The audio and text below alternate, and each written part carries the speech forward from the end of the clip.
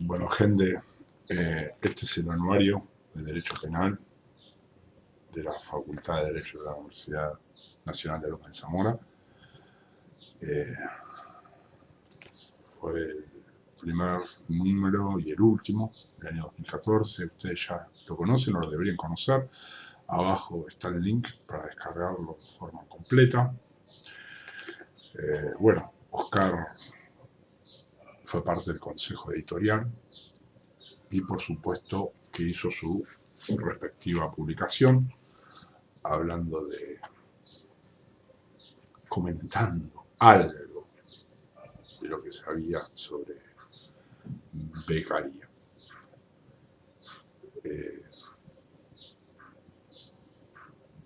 Lo que sigue es mi lectura de su artículo,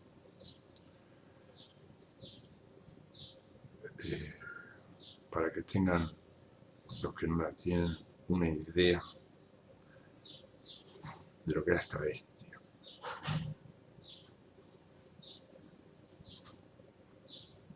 Fueron casi 2 horas de lectura, como diría él, de un tirón.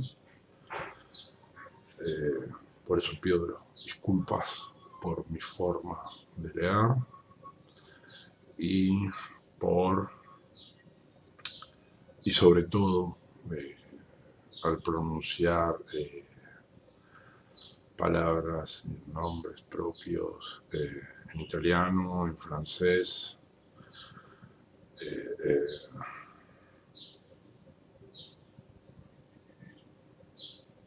no en inglés ni en alemán, que con esos idiomas me defiendo. ¿Sí?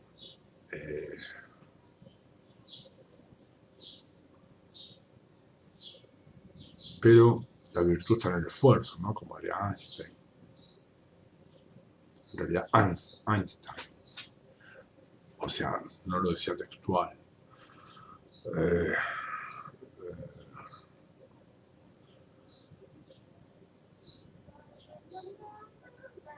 Que era el criterio que utilizaba Borges de profesor al momento de calificar a sus alumnos.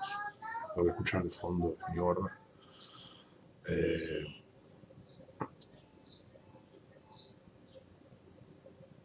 Calificaba según el esfuerzo del alumno, no de sus conocimientos. Y eso me lleva directamente a pensar en la graduación de la pena, ¿no? La vulnerabilidad y el esfuerzo, el mayor o menor esfuerzo en colocarse en esa situación. Pero basta de preámbulos y escuchemos qué tenía para decirnos Oscar de Becaría.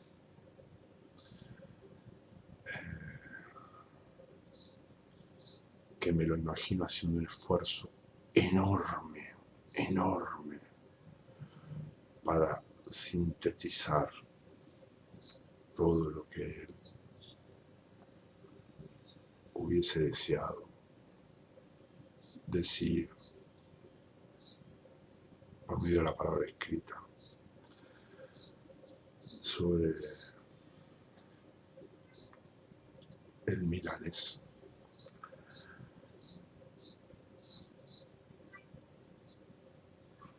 Basta de preámbulos, vamos a escucharlo. Y soy consciente de que muy pocos, o tal vez nadie lo escucha.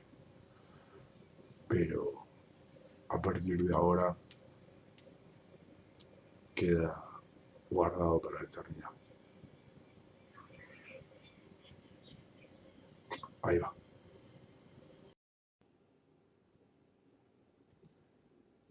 Becaría. Antecedentes.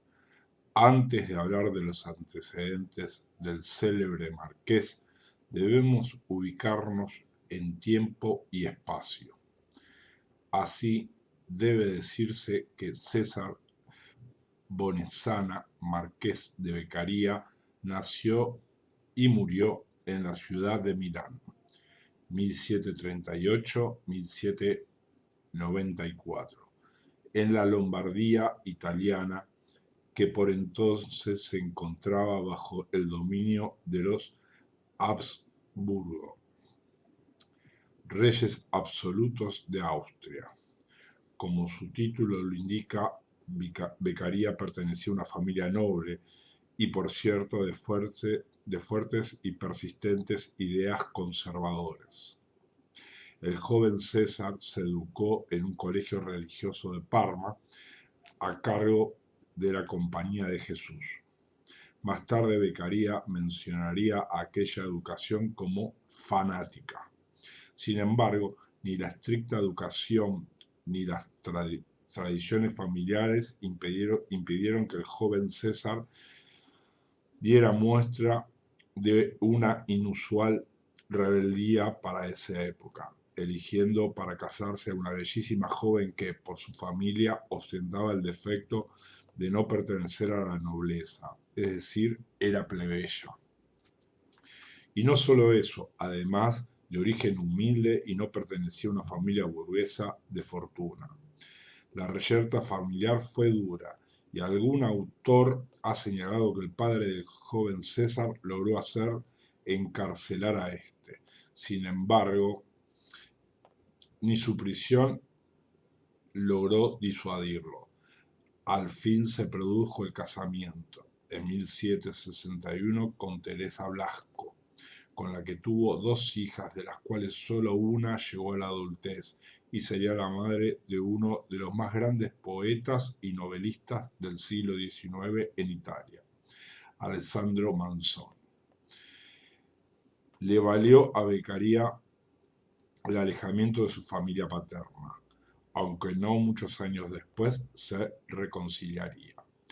A los 20 años había completado sus estudios de Derecho y se unió a unos amigos, entre los que se destacaban los hermanos Berry, Alejandro y Pedro, y conformaron una sociedad de pensamiento y acción, denominada Dei Pugni, los puños. Se reunían en casa del conde Pedro Berry y pasaban el tiempo especulando sobre filosofía y otras cuestiones. Al poco tiempo deciden publicar una revista, la que salió durante 2 años, de 1764 a 1766, Il Café. Mientras tanto, esas charlas que unían a los amigos los habían conducido muchas veces a dialogar sobre el procedimiento criminal y las penas. Alejandro ostentaba el cargo de visitador de prisiones y comentaba continuamente sus experiencias. Es Pedro Berry quien incita a Beccaria a escribir sobre ello, y así lo hace este. Después de fatigosas jornadas, Beccaria no era demasiado voluntarioso a la hora de escribir. Concluye la pequeña obra que le daría fama universal, del delito y de la pena, de los delitos y de las penas. Antes de entrar en un breve análisis de esta obra, debe consignarse que el momento en que se imprimió por primera vez en Livorno, en 1764, de manera anónima, era muy especial desde el punto de vista de la historia de las ideas. Aún bajo la égida de las monarquías absolutas, se había levantado en el mundo intelectual una corriente de pensamiento que dio el nombre a todo un siglo, el siglo de las luces.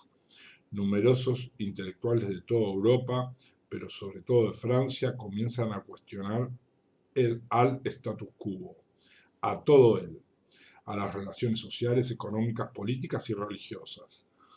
Francia acunó a una generación que marcaría el destino de los siglos siguientes. Y más allá de los 3 que alcanzaron mayor fama, Montesquieu, Rousseau y Voltaire, toda una camada de pensadores se dedicaron a colaborar en la redacción de la famosa enciclopedia, que intentaba recoger en una sola obra todo el conocimiento científico. Es decir, expurgada de toda superstición religiosa, acumulado hasta entonces. Los pensadores se dedicaron sobre todo a aspectos de derecho público que se vinculaban al orden político, Montesquieu, Rousseau, o a la crítica de la superstición religiosa, Voltaire, pero pocos lo habían hecho con respecto al derecho en sí.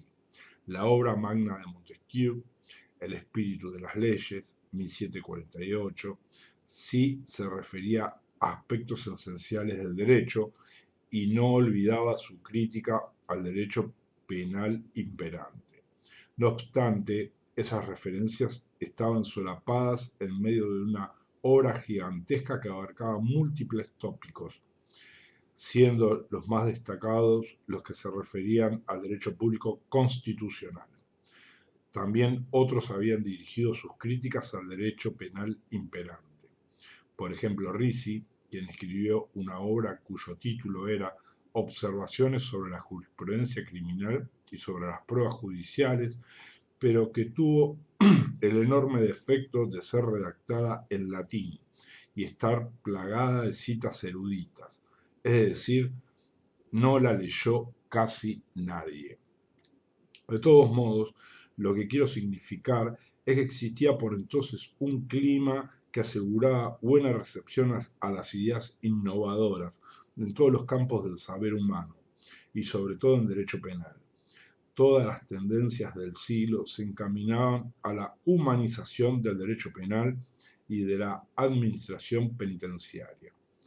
Este clima se extendía a todas las naciones de la Europa occidental y si es cierto que Beccaria tendría como fuente directa a Montesquieu, es muy dudoso que hubiese leído al célebre Dr. Johnson, quien en una publicación que él dirigía, The Rambler, había escrito en Londres sobre la proporción de las penas y que era muy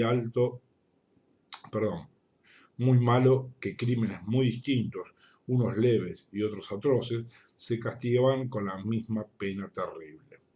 Lo propio había dicho Montesquieu en El espíritu de las leyes. Es esencial que las penas guarden la armonía que deben tener unas con otras. Lo que importa es evitar más bien un delito mayor que otro menor, lo más dañoso para la sociedad que los menos dañosos. La similitud de conceptos entre la obra de Montesquieu y la de Beccaria no se limitan al tema de la proporcionalidad de las penas. Al contrario, pueden encontrarse numerosas coincidencias, a punto que el profesor español Quintiliano Saldaña, en la introducción que redacta para su propia traducción de la obra de Beccaria, dedica bastante espacio a la comparación de ambas obras, sin agotar la cuestión a la que se volverá cuando hable de la obra del milanés. Citaremos ahora las coincidencias de la obra del barón de Montesquieu con la que se producirá 16 años después. Por ejemplo, afirma el francés que solo en los gobiernos monárquicos el soberano se constituye en parte acusadora y el juez al mismo tiempo. En el tipo de gobierno que él recomienda tendría que haber siempre un magistrado imparcial que determine la culpabilidad o inocencia del acusado. Cuando se refiere a los estados modernos, refiere que el legislados se ocupara más de evitar los crímenes mediante penas benignas que en castigar a aquellos. Con respecto a las penas, dice el célebre presidente del Parlamento de Burdeos, la experiencia ha hecho notar que en los países donde las penas son ligeras, impresionan a los ciudadanos tanto como en otros países las más duras. Cuando surge en un estado una inconveniencia grave o imprevista, un gobierno violento quiere corregirla de una manera súbita y en lugar de hacer ejecutar las leyes vigentes, establece una pena cruel que enseguida corta el mal. Pero se gasta el resorte. La imaginación se acostumbra a la pena extraordinaria y grande, como antes se había hecho a la menor, y perdido el miedo a esta, no hay más remedio que mantener la otra.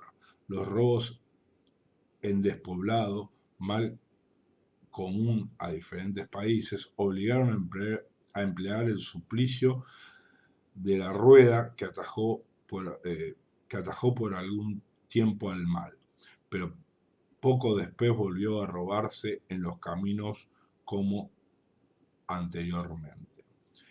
En nuestros días se hicieron frecuentísimas las deserciones. Se estableció la pena de muerte para los desertores y las deserciones continuaron. La razón es natural. Un soldado que expone su vida diariamente se acostumbra a desperdiciarla y a despreciar el peligro. Se necesitó una pena que dejara marca. Se cortaba la nariz o las orejas al soldado desertor. Pretendiendo aumentar la pena, en realidad se la disminuyó. No hay que llevar a los hombres por las vías extremas. Si experimentamos las causas de todos los relajamientos, veremos que proceden todos de la impunidad, no de la moderación en los castigos. La cita es un poco larga, pero no he resistido la tentación de transcribirla entera, ya que aún hoy, más de 260 años después, que se siguen oyendo voces que ante algún crimen conmocionante proponen que la solución estará dada por el aumento de las penas. Veremos que Beccaria otorga la máxima importancia al principio de legalidad. Montesquieu se refiere también a él, cuando critica la redacción de las leyes de manera ambigua, de tal forma que no pueda conocerse con certeza cuál es concretamente la acción prohibida. Da el ejemplo de China, en donde se castiga con la pena de muerte faltar el respeto al emperador, sin especificar en qué consiste esa falta de respeto. Y cita un caso en que se ejecutó a una persona por haber publicado en el órgano de prensa oficial del imperio una noticia falsa. Se consideró que publicar una noticia falsa constituía una falta de respeto al emperador. Con respecto al mismo tema, el célebre filósofo francés anotaba que en Inglaterra el monarca absoluto Enrique VIII había dictado una ley por la que se penaba con la pena capital aquel que pronosticara la muerte del rey. La vaguedad de esa redacción llevó a que cuando los médicos tuvieron que atender al rey en su última enfermedad, nadie se atrevió a predecir la gravedad de aquella por temor a incumplir con esa ley. También encomiaba Montesquieu a las leyes que sabían corregirse a sí mismos. Veremos luego que Beccaria repudiaba la interpretación judicial y atribuía solo al legislador la posibilidad de corregir sus propias disposiciones. Beccaria cita en su libro varias veces a Montesquieu de manera expresa. De allí que no haya dudas acerca de esta fuente para el libro más famoso de la historia del derecho penal. Sin embargo, hubo otras, desde luego, no ya citadas en sus páginas, sino recogidas en cartas de Beccaria en que hace referencia a ellas. En ese sentido, dice el marqués, debo todo a los libros franceses. D'Alembert, Diderot, Helvetius, Buffon, Hume, nombres ilustres y que no se pueden oír pronunciar sin sentirse emocionado.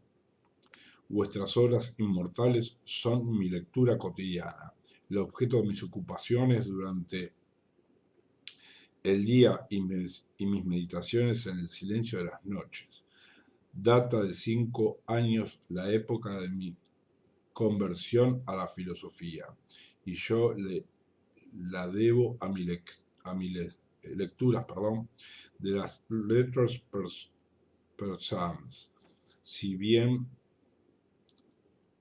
las cartas persas pertenecen a Montesquieu, como veremos en esta oportunidad no lo menciona, como tampoco lo hace Rousseau, tal vez porque son quienes más han influido en él. Montesquieu, por sus escritos sobre el tema específico que el marqués abordaría, y Rousseau por su concepción política sobre el contrato social. Toda la obra de Beccaria estaría imbuida en de esta filosofía política, y ella se manifiesta en numerosos pasajes de su famoso opúsculo. En cuanto a las otras influencias, cabe destacar que Helvetius der Spirit 1758 y Hume, Investigación sobre el entendimiento humano, también de 1758, dejaron su marca en la concepción materialista de Beccaria en cuanto a la forma de adquirir conocimiento. Todo conocer se hace a través de los sentidos. La simple especulación metafísica no es suficiente. Kant, en su célebre Crítica a la razón pura, seguiría este mismo camino, señalando también a Hume como a quien lo despertó de su sueño dogmático. De los delitos y de las penas. Beccaria comenzó a redactar su opúsculo en marzo de 1763 y lo concluyó en enero del año siguiente. Cuando lo entregó en la imprenta de Livorno, no se atrevió a firmar lo escrito, y es así como la primera edición salió anónimamente en dicha ciudad, 300 kilómetros de Milán, a orillas del mar Tirreno. El librito del marqués estaba redactado como si se tratara de un alegato forense, es decir, con énfasis y con ánimo de persuadir al lector. Y por cierto, lo logró. Tuvo una acogida formidable. En el curso de lo que restaba del siglo, tuvo 28 ediciones en Italia, tanto que el autor en sus sucesivas impresiones puso su nombre, demostrando su escepticismo con respecto a la recepción de sus ideas. El escrito estaba precedido de una cita de Bacon en latín,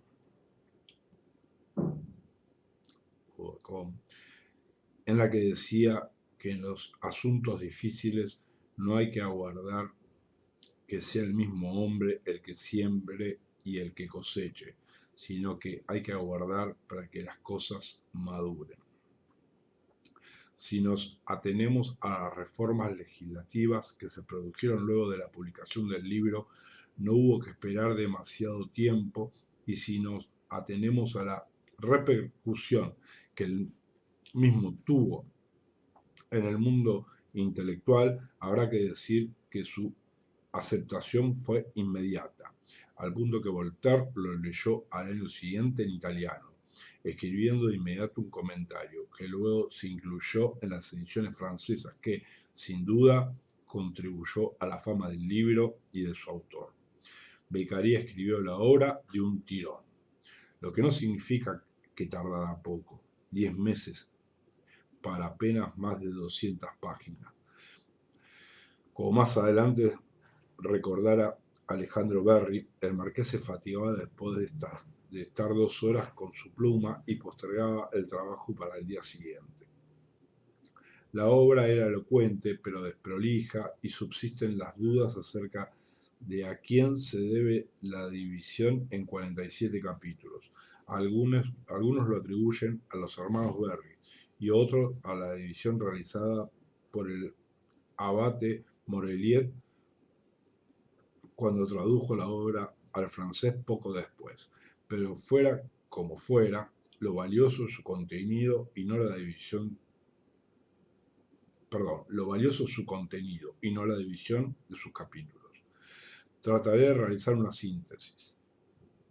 Fiel al espíritu contractualista, abomina Beccaria de toda idea que represente a la justicia como algo tangible o concreto y derivado de la revelación divina. Por el contrario, la justicia pertenece al mundo de los hombres y es un concepto inmaterial que deriva de normas jurídicas. Que la justicia trate de cuestiones en las que los hombres han convenido y no de la lectura de una revelación divina es de por sí un tópico revolucionario que no podía menos que e encartar a los filósofos, que lo habían concebido y ahora acogerían con singular entusiasmo. Puede verse en esta idea de Beccaria un anticipo de doctrinas muy posteriores que no pueden separarse de una sana lectura de lo que debe ser el derecho penal. Me estoy refiriendo al positivismo jurídico de Kelsen y a toda aquella concepción que separa el derecho de la moral y la religión. Otro de los aportes cardinales de Beccaria se refiere a lo que Fontán Balestra, citando a Jiménez de Azúa, llamaba la concepción de la filosofía liberal. Su mención expresa al principio nullum crimen, nulla pena sine lege, lo que hace de esta manera, perdón. La primera consecuencia de este principio es que solo las leyes pueden decretar las penas de los delitos, y esa autoridad debe residir únicamente en el legislador, que representa a toda la sociedad unida por el contrato social. Ningún magistrado, que es parte de ella, puede con justicia decretar a su voluntad penas contra otro individuo de la misma sociedad, y como una pena extendida más allá del límite señalado por las leyes, contiene en sí pena justa más otra pena adicional. Se sigue que ningún magistrado, bajo pretexto de celo o de bien público, puede aumentar la pena establecida contra un ciudadano delincuente. Llama Beccaria a esta premisa dogma sagrado, sin el cual no puede haber legítima sociedad, y sienta inmediatamente una premisa que lo enaltece, teniendo en cuenta la clase social a la que pertenecía. Son uno de los mayores delitos, y bajo de esta clase se comprenden no solo los asesinatos y hurtos de los hombres plebeyos, sino aún los cometidos por los grandes y magistrados, cuyos resultados se extienden a una mayor distancia. Más adelante insiste en sostener que solo las leyes reunidas en un códice pueden dar certidumbre a un ciudadano que siempre debe saber, de acuerdo a ello, cuándo se hace reo o cuándo es inocente. Recomienda Beccaria que la manera de juzgar debe hacerse como un silogismo, siendo la premisa general la ley, la menor el hecho juzgado, y la inferencia de inocencia o culpabilidad según la premisa menor concuerde o no con la previsión legal. De esta idea parte la que abomina de todo intento de interpretar la ley en busca de su espíritu. Esto abriría el dique al torrente de las opiniones, que siempre son mudables y tienden una enorme carga subjetiva, de la buena o de la mala digestión del juez, de la violencia de sus pasiones, de las relaciones que tuviese con el ofendido, etc.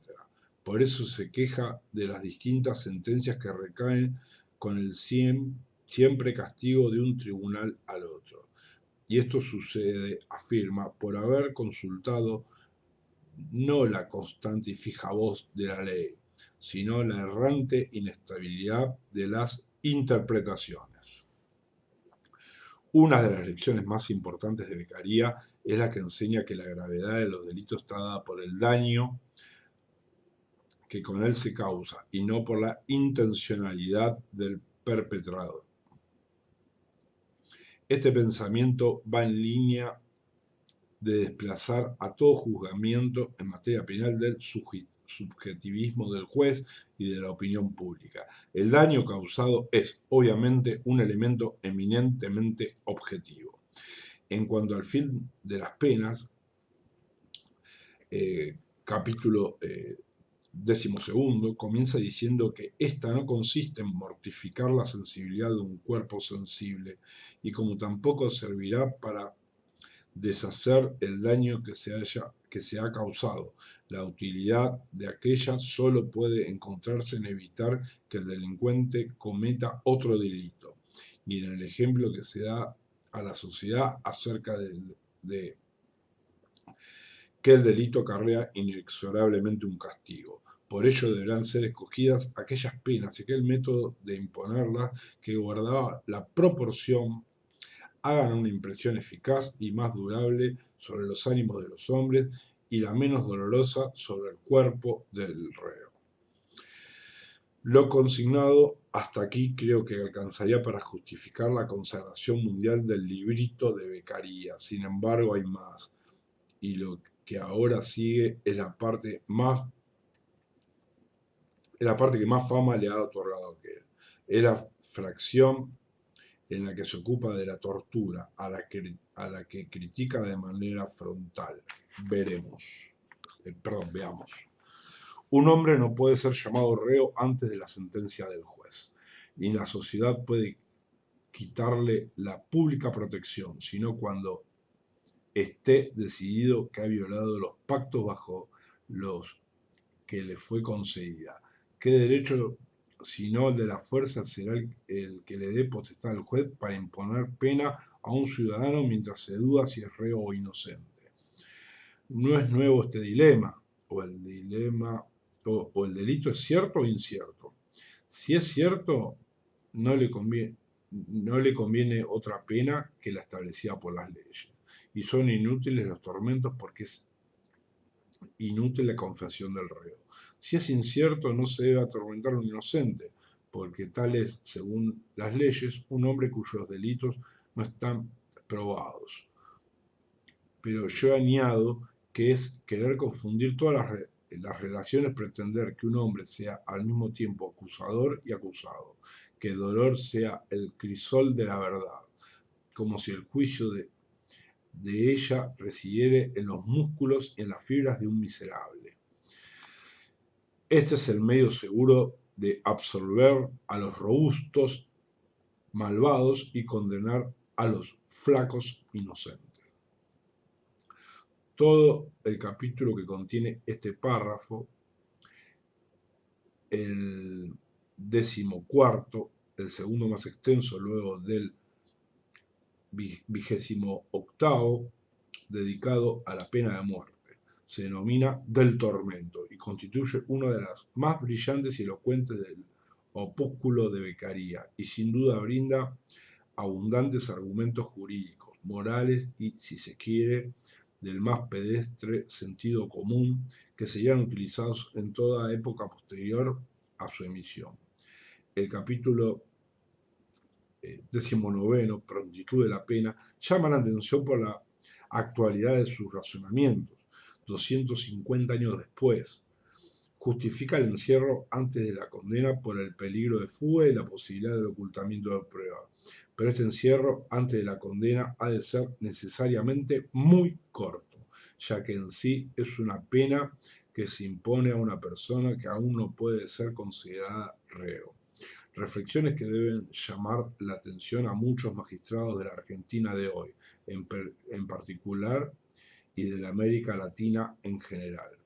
En el capítulo 27, Dulzura de las penas, se vierte el directo influjo del barón de Montesquieu y repite, tal como aquel lo había afirmado, que la certidumbre del castigo, aunque moderado, hará siempre mayor impresión que el temor de otro más terrible, unido con la esperanza de la impunidad, porque los males, aunque pequeños, cuando son ciertos, amedrentan siempre los ánimos de los hombres. Aunque he rescatado solo este párrafo, debo recomendar la lectura completa de este capítulo, que está escrito con una persuasión subyugante y que tenía que ser leída por todos aquellos que, sin conocer la complejidad del asunto, opinan como si se tratara de un tema sencillo. El capítulo siguiente está dedicado a la pena de muerte, y es en él donde mejor se aprecia el espíritu innovador del célebre marqués. Hoy solo un país europeo, entre más de 50, conserva en su legislación la pena de muerte: Bielorrusia. Todos los demás países la han abolido.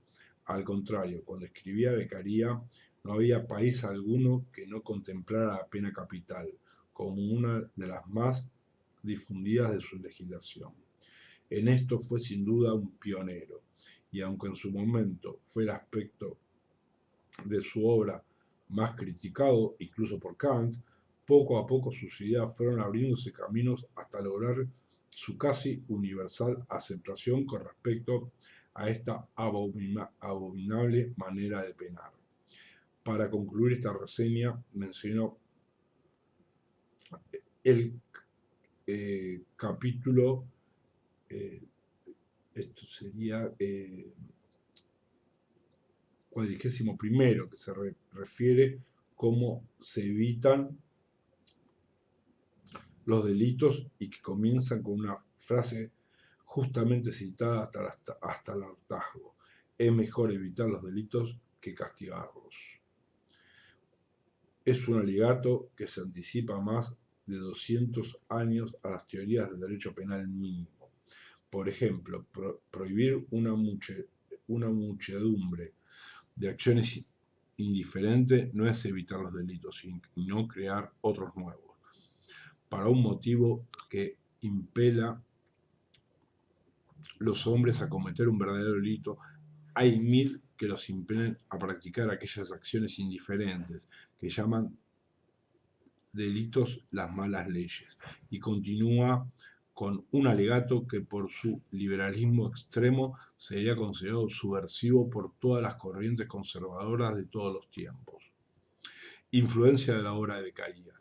La escritora estadounidense Lynn Hunt ha dicho de la obra de Beccaria que a partir de entonces, de la publicación del libro, sería citado por la práctica total de los reformadores, desde Filadelfia hasta Moscú. Esta afirmación equivale a decir que Beccaria tuvo influencia en todo el mundo occidental. Obviamente, las primeras repercusiones las obtuvo entre sus vecinos franceses. Ya dijimos que Voltaire lo leyó en el idioma original, pero a merced de la intermediación del abate de André Morelliet, quien tradujo la obra, como queda dicho, en 1766, es invitado a concurrir a París por el mismo D'Alembert. El milanés es recibido en la capital francesa, a donde llega el 18 de octubre de 1866, con los máximos honores, por quien él considera sus ídolos literarios. Se presenta en la finca del barón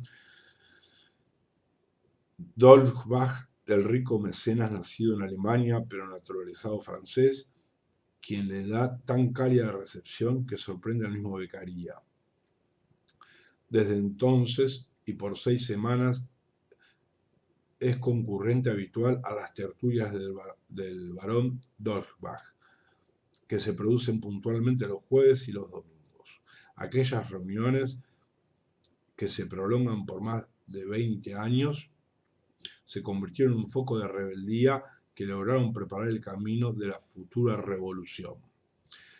Se congregaban allí no solo los mayores intelectuales franceses, colaboradores en la redacción de la famosa enciclopedia, sino que desfilaron prominentes intelectuales extranjeros como Hume, Benjamin Franklin, Horace Walpole y el mismo Adam Smith, que visitó a d'Holbach exactamente un año antes que Beccaria. Por supuesto, el tono de las charlas no era solamente revulsivo contra el régimen político imperante, sino que también era francamente confrontativo con la Iglesia Católica, aunque conviene decir que a esas reuniones concurrían sacerdotes, como por ejemplo como el propio Morelliet o el italiano Galliani, que mostraron poseer un espíritu abierto. Se cuenta que cuando Hume fue invitado manifestó que dudaba que realmente hubiera alguien que podría ser verdaderamente ateo, a lo que el varón le respondió que aquí mismo se encuentra usted rodeado por 17. Este clima de ateísmo militante, para decirlo con el léxico de una ilustre penalista argentina, asustó al marqués. Si bien no puede dudarse que sus ideas eran progresistas, no debe olvidarse tampoco que era católico y nunca había abjurado de su fe. Por cartas posteriores de su compañero Alessandro Berri, se sabe que ciertas manifestaciones antirreligiosas de Dolbach molestaron a ambos italianos. Por lo demás, Beccaria no se sentía demasiado a gusto hablando en francés, a pesar que entendía bien este idioma, y rodeado por personas ilustres que lo doblaban en edad. Por entonces el marqués contaba con 27 años, no participaba demasiado en las charlas y debates que se suscitaban. Parece que se aburría mortalmente y además, cosa que hubiese escandalizado a los franceses de clase alta que lo rodeaban. Extrañaba mucho a su joven esposa. Lo cierto es que al cabo de un poco más de un mes emprende el regreso a Milán y nunca más volvió a salir de Italia. El libro de Beccaria fue traducido pronto al alemán y al inglés. Vimos como el castellano lo fue en 1774 y un comentario que precedía a la edición francesa, que luego se supo que era Voltaire, terminó de consagrarlo internacionalmente. Su influencia se advirtió pronto en un intento de reforma legislativa que emprendió la emperatriz Catalina II de Rusia, que en 1767 invitó al propio Beccaria a San Petersburgo, invitación que éste no aceptó. A pesar de ello, la ilustrada emperatriz redactó unas instrucciones que en muchos pasajes se basaron en las ideas del marqués. Fue también Beccaria el inspirador al nuevo Código Penal de Suecia, que fue el primer país en abolir la pena de muerte y los tormentos, 1772. El rey Leopoldo imitó a Suecia y en 1786 dictó un código penal para el Gran Ducado de Toscana que también recogía las ideas de Beccaria, aboliendo la pena de muerte. Beccaria ejerció fuerte influencia en el famoso jurista británico William Blackstone, quien en sus 4 volúmenes de comentarios de las leyes de Inglaterra cita expresamente a Montesquieu y al mismo Márquez. No puede olvidarse que Blackstone ejerció influencia a su vez en el sistema jurídico norteamericano y hace referencia a él con respecto a la justicia penal, nada menos que Alexander Hamilton en El Federalista, donde defiende expresamente el principio de legalidad de este modo. Dice Hamilton: el hecho de calificar un hecho de criminal después de que ha sido perpetrado o, en otras palabras, sujetar a los hombres a castigo por cosas que no infringían ninguna ley cuando se cometieron, y la práctica de los encarcelamientos arbitrarios ha sido, en todos los tiempos, el instrumento favorito y más formidable de la tiranía.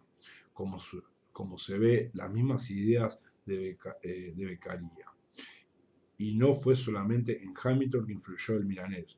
Luego de la muerte de otros de los padres fundadores, Thomas Jefferson, en 1826, el gobierno de los Estados Unidos cuidó de conservar su biblioteca, que hoy se encuentra intacta en la Biblioteca del Congreso de Washington, D.C., destacándose en ella The Delight de la pena, en su traducción inglesa, of Crimes and Punishment.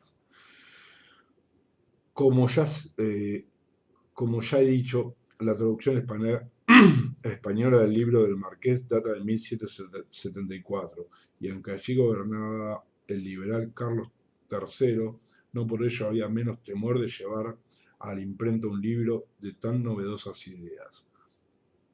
Es la razón por la que esa primera edición española fue precedida por una especie de disculpas por parte del traductor por si el contenido ofendía a la Santa Madre Iglesia o a las regalías de su majestad. Nunca estaba de más hacer ostentación de la sumisión a los reyes. La influencia del libro no tardó en producirse y recayó sobre todo en el más sabio jurisconsulto español, nacido en México de la época, Manuel de Lardizábal, quien en 1782 redactó un discurso sobre las penas, donde recogía muchas de las enseñanzas de Beccaria. A Lardizábal se lo llamó el Beccaria español. Ya veremos que es un elogio exagerado, pero no deja de sorprender que un erudito hispano, F. Blasco Fernández de Moreda, quien calificara a Beccaria como el padre de la ciencia penal ante el calificativo otorgado por Quintiliano Saldaña a Lardizábal, afirma perdón, que llamarlo el Beccaria español era más que un elogio, un agravio para el español. Claro que habían pasado 15 años entre su acerto y otro, y puede pensarse que Blasco profundizó estudios que le hicieron mudar de parecer, pero sospecho que se puede explicar mejor ese cambio si se lo atribuimos a un sesgo nacionalista del autor.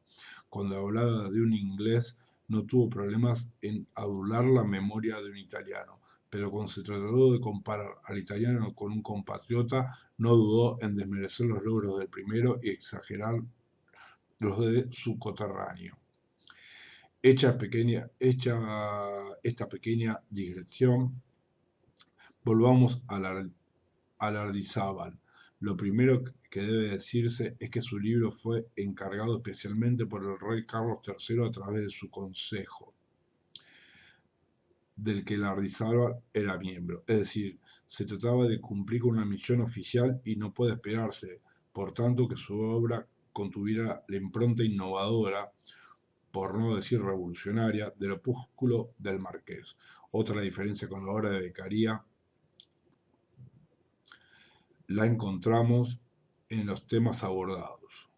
A pesar de lo exiguo del Tratado del Milanés, toca muchos temas de gran relevancia: filosofía del derecho penal, prevención de los delitos y caracteres de estos, y sobre todo el procedimiento penal y las penas. Lardizábal, en cambio, solo se ocupa de las penas, pero tampoco en este tópico hay absoluta coincidencia entre Lardizábal y Beccaria.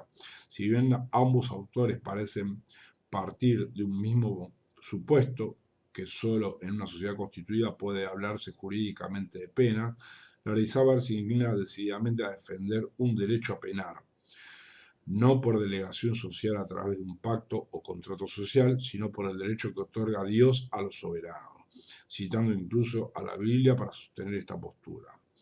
Otro tanto hará cuando de justificar la pena de muerte se trate. Negar a las potestades supremas, el rey, la facultad de imponer la pena de muerte sería arrancar temerariamente a la justicia y a la soberanía uno de sus más principales atributos. El lector atento estará sorprendido. ¿Por qué comparar o equiparar a ambos autores, siendo que Beccaria abominaba la pena de muerte y Lardizábal la aceptaba? Hay que buscar esa comparación en su tiempo histórico. Lardizábal, después de aceptar la pena capital, explicaba que solo era justa cuando se aplicara a casos justificados, y estos eran los que se verificaban ante graves delitos. Repudiaba la pena de muerte cuando se prodigaba a delitos menores, como era usual en su época. Esta sola circunstancia hizo que en un país enormemente atrasado en términos de libertades civiles se lo ensalzara de manera inmoderada. Debe tenerse presente que el llamado iluminismo llega tarde y mal a España. Al contrario de lo que sucedía en buena parte de Europa, los liberales españoles siempre fueron pocos. Cuando las tropas napoleónicas comunican las doctrinas revolucionarias a casi toda Europa, estas se arraigan por la sencilla razón que había un clima cultural que las acogía con beneplácito, aun cuando se repudiara a los ejércitos franceses. No ocurrió lo mismo en España, cuando, Después de la cruenta guerra de la independencia 1808-1812, Napoleón abandona la península. Esta no tardó en rebelarse contra la constitución que sus propios hijos habían decretado en Cádiz en 1812, y el rey felón Fernando VII perdón, se apresuró a restaurar una monarquía absoluta. Es tanta la necesidad que sienten los españoles de reivindicarse como partícipes de la reforma penal que tuvo lugar en Europa en las postrimerías del siglo XVIII y comienzos del siglo XIX, que no dudan en elevar a los pocos reformadores como a eminencias revolucionarias. Lardizábal tiene, sin embargo, una bien merecida fama de ser el primer penólogo de habla castellana. Su tratamiento del tema de las penas es mucho más completo que en Beccaria, y no solo porque le dedica más espacio, sino porque trata cuestiones solayadas en el opúsculo del Marqués.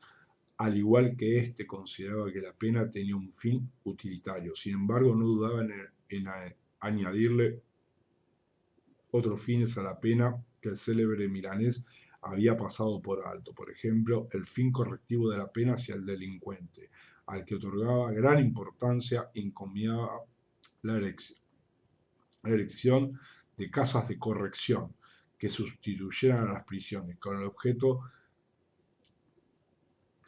que los recluidos en aquellas pudieran enmendarse. Este propósito de enmienda del penado era realmente novedoso en los tiempos de Lardizábal,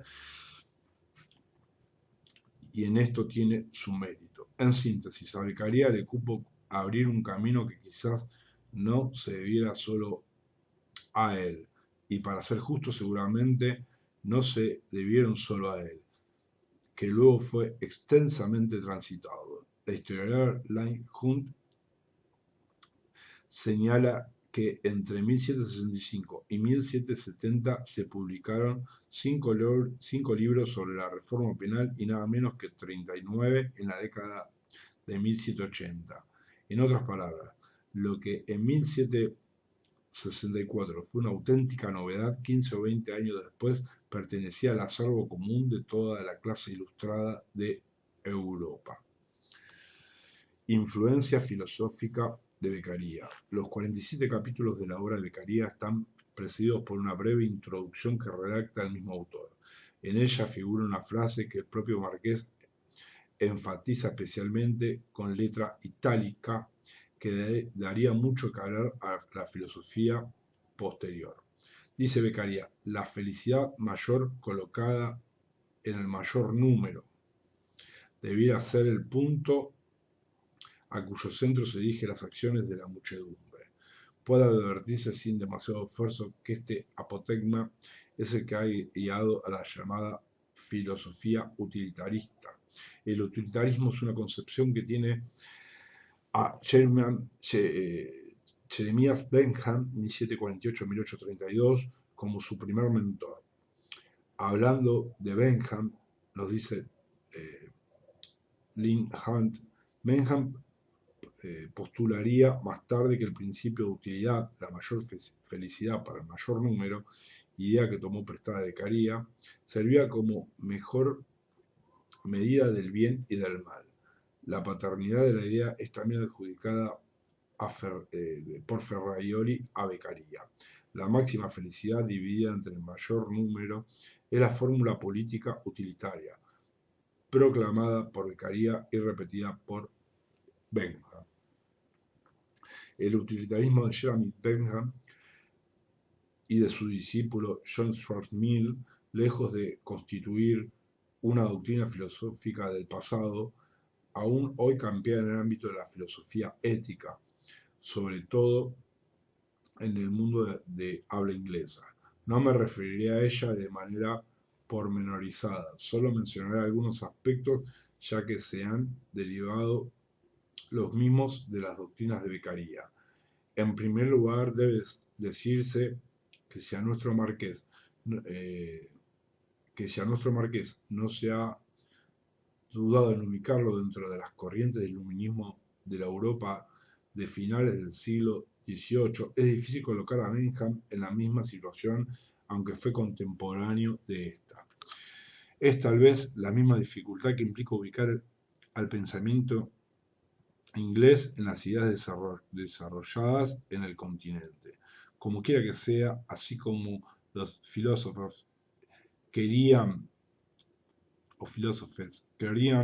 la reforma práctica de su entorno en materia política, económica y social, se necesitó en Francia de una revolución, por lo menos sangrienta, en grado sumo, para que aquellas ideas se plasmaran en la legislación. En Inglaterra, en cambio, las reformas se fueron sucediendo de una manera civilizada, sin necesidad de revoluciones, de reyes decapitados o de sangrientas guerras civiles.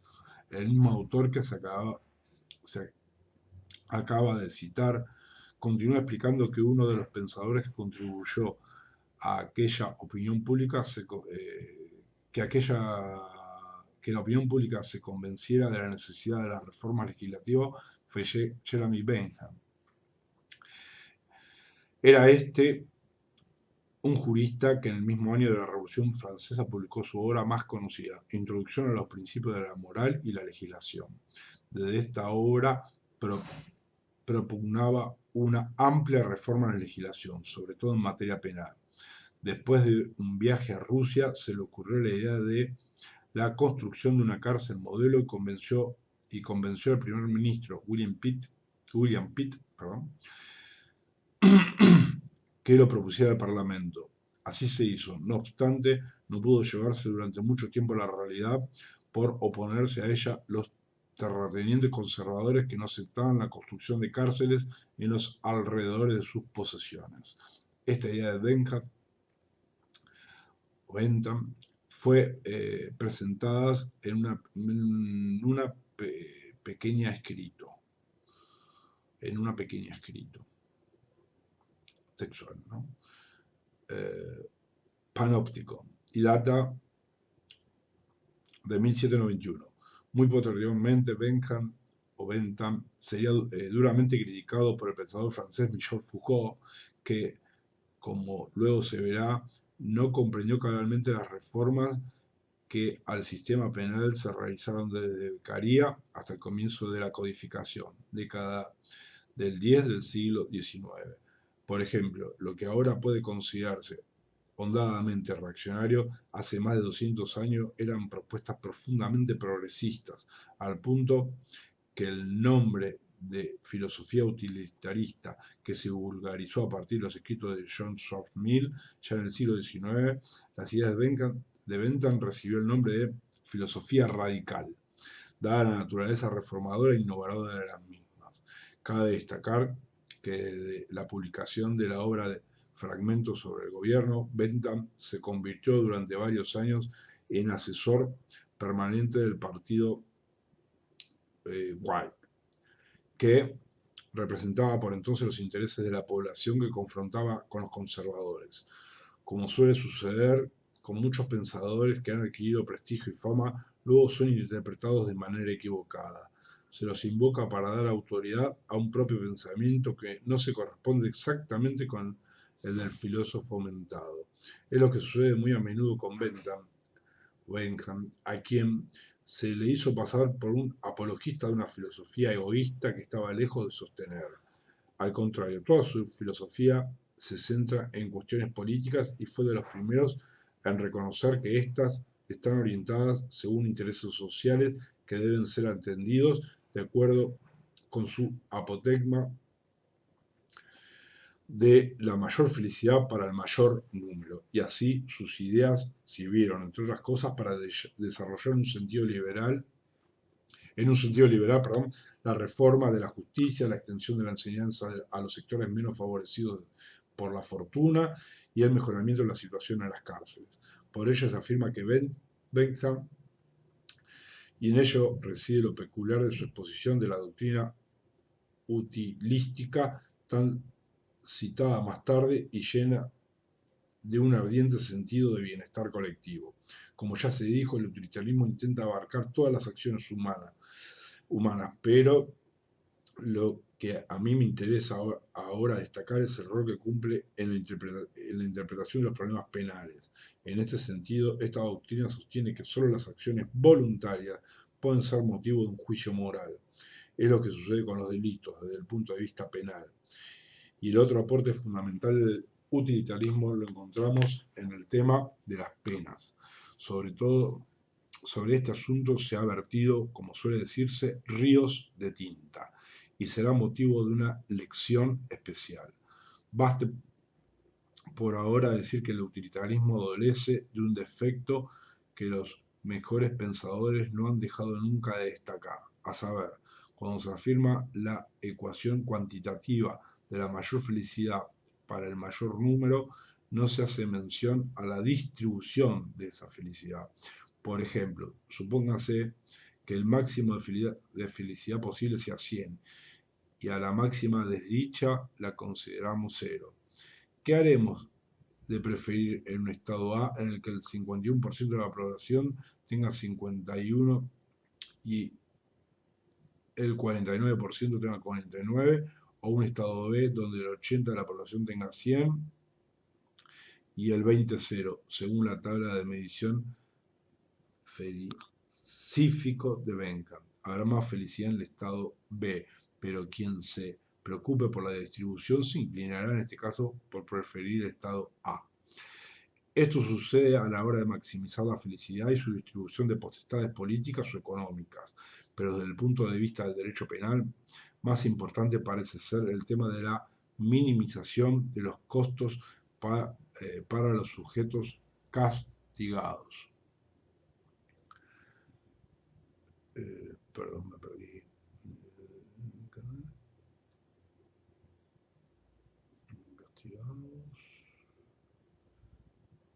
Castigados.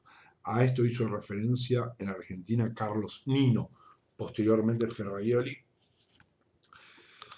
dedicó mayor espacio al mismo asunto. Este autor, que defiende con insólitos argumentos las reformas penales propuestas por la Ilustración, señala que la ambigüedad de la formulación del utilitarismo permite dos interpretaciones distintas y antagónicas, mientras que una de ellas permite suponer que la felicidad para el mayor número puede implicar un máximo sacrificio para las personas que reciben el castigo, los desviados, y con ello abrir las puertas de un derecho penal máximo o propio de estados autoritarios o poco respetuosos de las garantías. La interpretación que determina que en el balance también debe tenerse en cuenta a los desviados llevaría a la apertura de la posibilidad de un derecho penal mínimo, propio de un Estado que respete las garantías individuales. No termina aquí la influencia filosófica de Beccaria, si bien los que han elaborado una historia de la filosofía han soslayado la importancia del Marqués. Tal vez se deba a ello a que el mismo era italiano y no los franceses, ni los ingleses, ni los alemanes se ocuparon demasiado por indagar los temas generales que se acunaban en la península itálica. Todavía no se podía hablar de Italia, que recién se unificará en la segunda mitad del siglo XIX. Sea por eso o por cualquier otra causa, lo cierto es que en el tema de la filosofía política, solo un pensador italiano releva la importancia de Beccaria en esta cuestión. Me refiero, claro está, y una vez más a Luigi Ferraioli, en una obra de reciente publicación. En la misma dedica el primer volumen a la teoría del derecho. Sin embargo, es el segundo volumen, Teoría de la Democracia, donde se ocupa más extensamente de las ideas del célebre Marqués. Ferraioli destaca que a Beccaria no podía escapársele la idea que el sostenimiento de las ideas penales que él propiciaba en su pequeño opúsculo no podía estar divorciadas del sistema político del Estado en que se llevaran a cabo. Ningún Estado tiránico, despótico o autoritario o con el poder concentrado podía albergar sistemas garantistas o de protección de los derechos humanos individuales. A lo largo de su extenso y magistral de su extensa y magistral exposición va señalando los hitos de la obra de Beccaria, del cual pueden extraerse conclusiones a ese respecto. Por ejemplo, señala que la idea de becaría, que la toma de Rousseau acerca de un contrato social que se formaliza voluntariamente por la sociedad civil, no se debe a la homogeneidad en cuanto a territorio común, lengua o religión de sus creencias, sino precisamente a una fuerza contraria. Es decir, una población absolutamente homogénea no necesita contrato para asociarte. Lo necesitan, en cambio, aquellas sociedades donde debe pactarse cesiones de derechos a una autoridad común a los efectos de hacer viable la convivencia común. Ferraioli menciona eso a raíz de la discusión muy actual sobre los pactos que unen a las naciones pertenecientes a la Unión Europea. Explica que la diversidad de origen, historia y cultura de esas naciones no son, no son ningún obstáculo para la asociación, sino todo lo contrario. Es la necesidad de la asociación lo que promueve la amalgama jurídica de las distintas sociedades. El maestro italiano cita a Beccaria como uno de los más claros propulsores de esta idea y lo cita explícitamente. Fue pues la necesidad lo que obligó a los hombres a ceder parte de su propia libertad. Es cierto, por tanto, que cada uno solo quiere dejar en público despotismo la mínima porción posible, la indispensable para inducir a los demás a defenderlo. En igual sentido, ahora, siguiendo a Montesquieu, afirma Beccaria la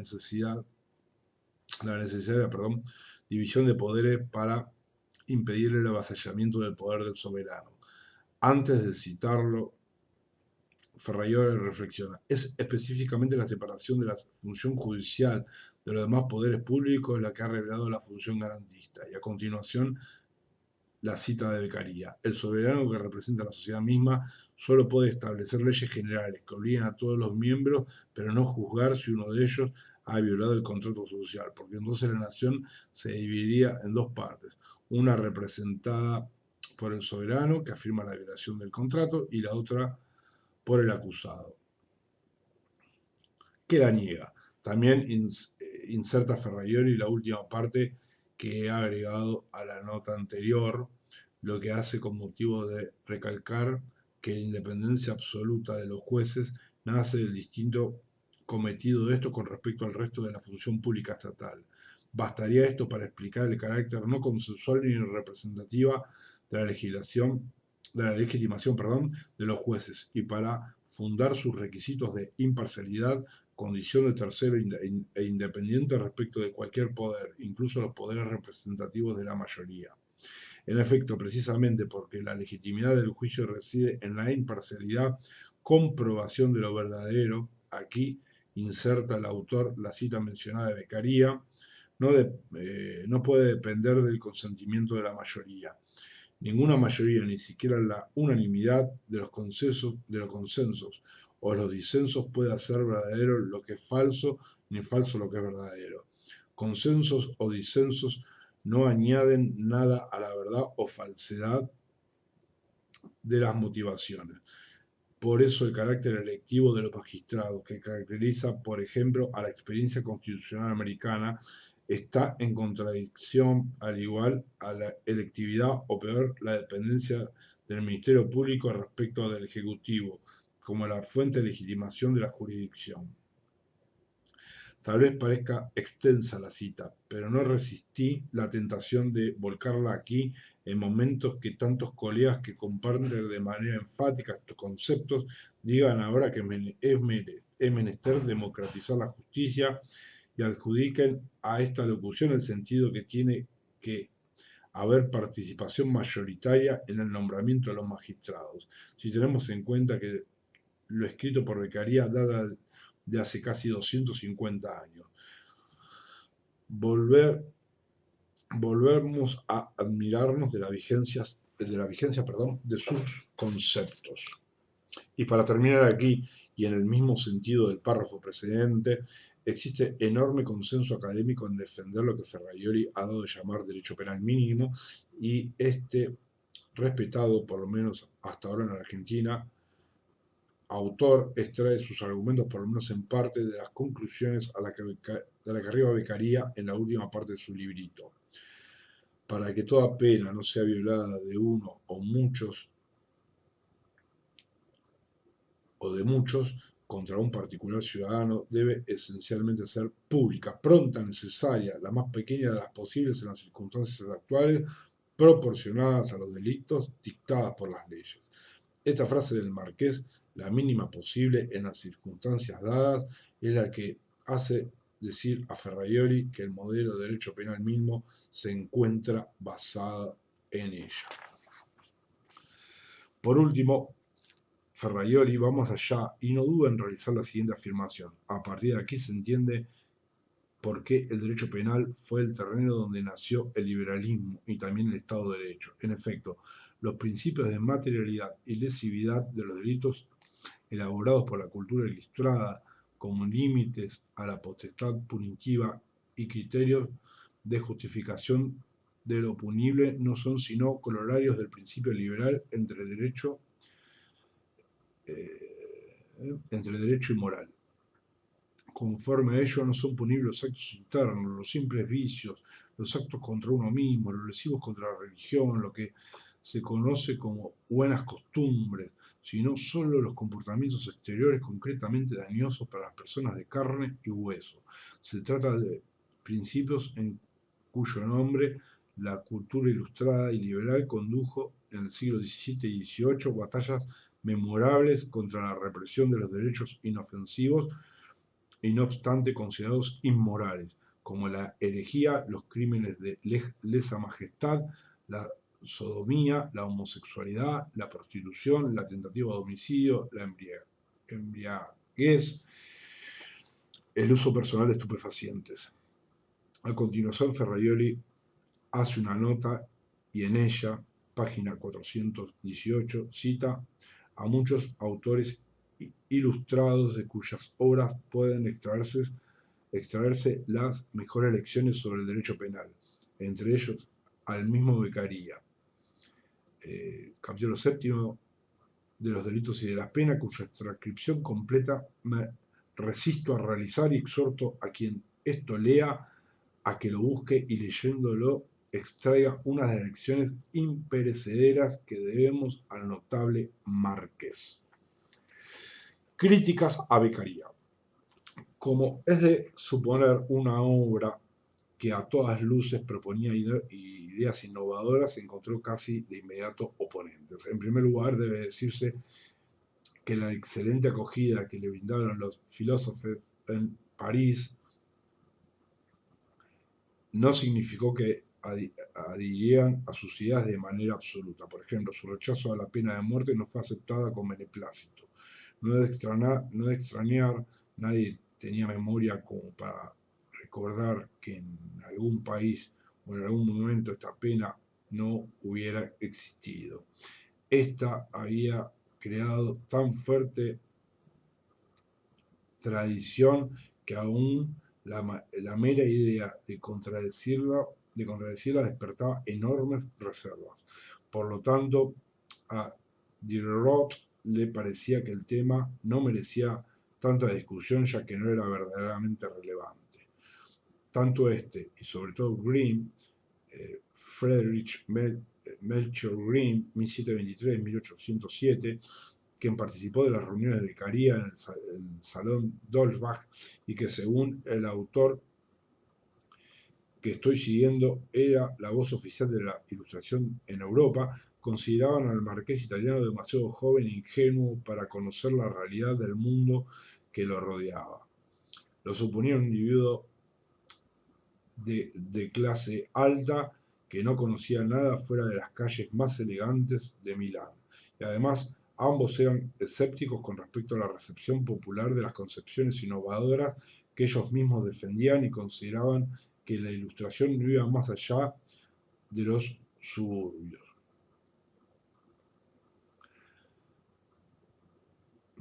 Consideraban que ellos mismos defendían y consideraban que la Ilustración iba más allá. Grimm creía que la especie humana nunca había cambiado y que nunca cambiaría ni para mejor ni para peor, pese a las quimeras del progreso.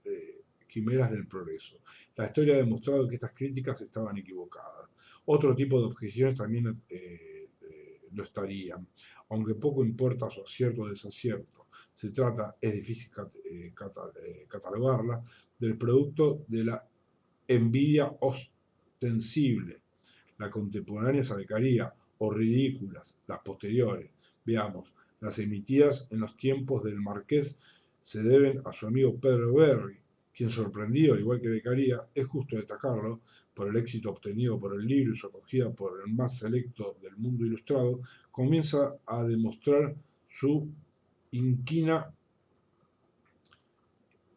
contra el Marqués, del que se separa al poco tiempo en forma definitiva. Años después, en una carta a su hermano Alessandro, le diría: nadie reconocería ya a Beccaria, el filósofo que tuvo en un puño los sufragios de Europa. No lee ya un libro. En suma, apenas es la sombra del autor de los delitos y penas. Y en otra carta, entre los mismos corresponsales, Pedro Berry, reconociendo que el libro es de la autoría de Beccaria, no duda en restarle sus méritos.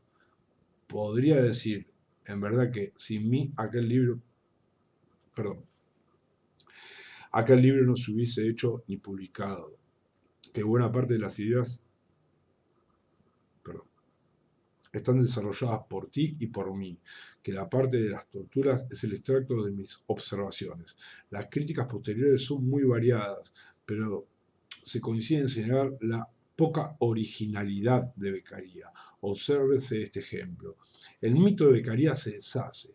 Veámosle cómo fue, sin la gallardía y el valor que su leyenda le habrían atribuido, sin los atributos del excelso genio creador, como un simple intérprete de las ideas circulantes en el mundo que lo rodea. El éxito de Beccaria está en que, aún pusilánime, publica como anónimo en un país extraño, y también en que, no diciendo nada nuevo, expone metódicamente las ideas desperdigadas allá y acullá y que bullen en las mentes de las personas ilustradas de su tiempo, y acierta, por último, a hacerlo en el momento oportuno.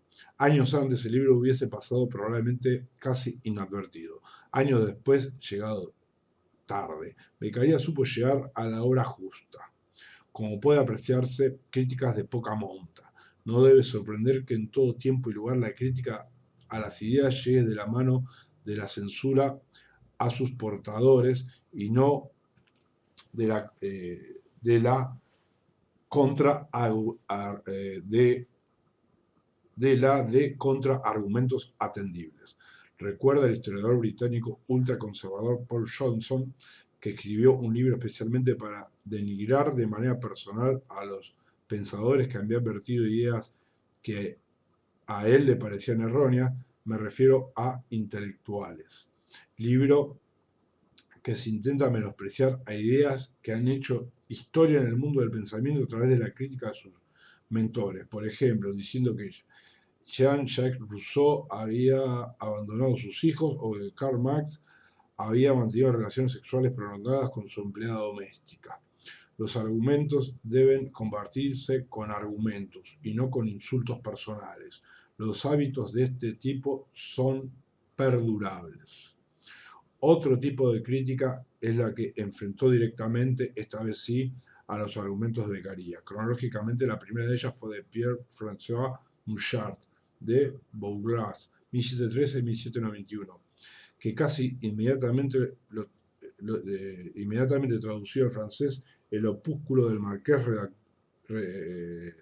redactó una refutación al Tratado de los Delitos y de la Pena, 1767, que luego fue incluido en la parte final de su gran obra, Las leyes penales en Francia, de 1780.